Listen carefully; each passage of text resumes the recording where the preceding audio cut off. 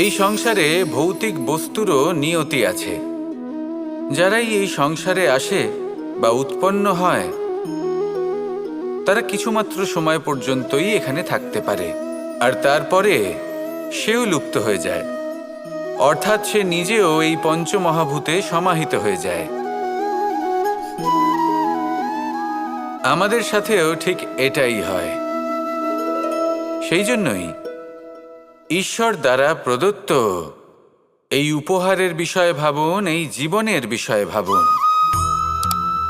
ঠিক যেমন বিশ্বাস ভঙ্গ হলে কোনো ব্যক্তি আমাদের কাছে অপরিচিত হয়ে যান, ঠিক সেরকমই শেষ নিঃশ্বাস ত্যাগের পর এই শরীরও আমাদের কাছে পরই হয়ে যায়।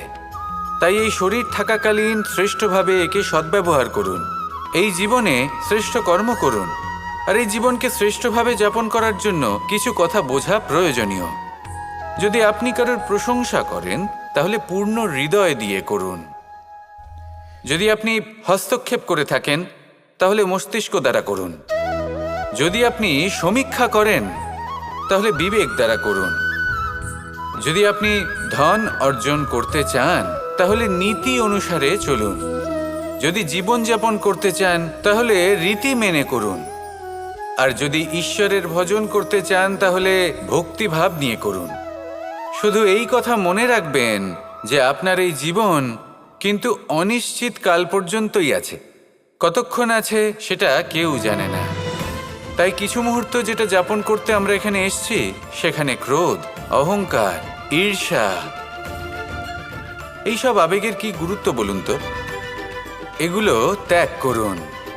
মানুষকে ক্ষমা করতে শিখুন। আস্তে আস্তে বিশ্বাস করতে শিখুন। এই সংসারে নিঃস্বার্থভাবে প্রেম করতে শিখুন আর সবার মধ্যে আনন্দ বিতরণ করুন।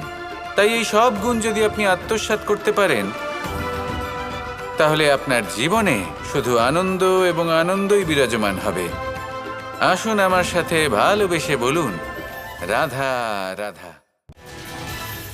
মানুষের আরও একটি শত্রু হলো অহংকার।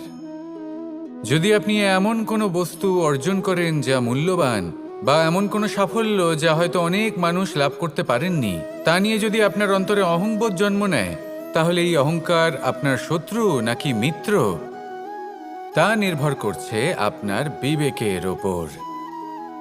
এবার ধরুন আপনি অত্যন্ত শক্তিশালী ব্যক্তি আর আপনি অহংকারী হয়ে গেলেন। আর আপনি যদি তখন বিবেকবোধ প্রয়োগ না করেন আর সেই শক্তির অপব্যবহার করে অনুচিত কর্ম করতে থাকেন, তাহলে আপনার সাথেও সেটাই হবে যা মামাশ্রী কংসের সাথে হয়েছিল।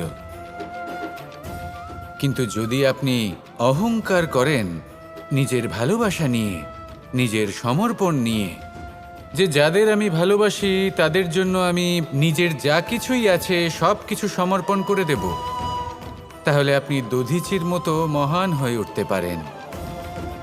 তাহলে এই অহংকার যা এই সমস্ত সংসারের গতিকে বাধা দেয় তাকে নিজের বন্ধু করে তুলুন আর আমার সাথে ভালোবেসে বলুন, রাধা রাধা।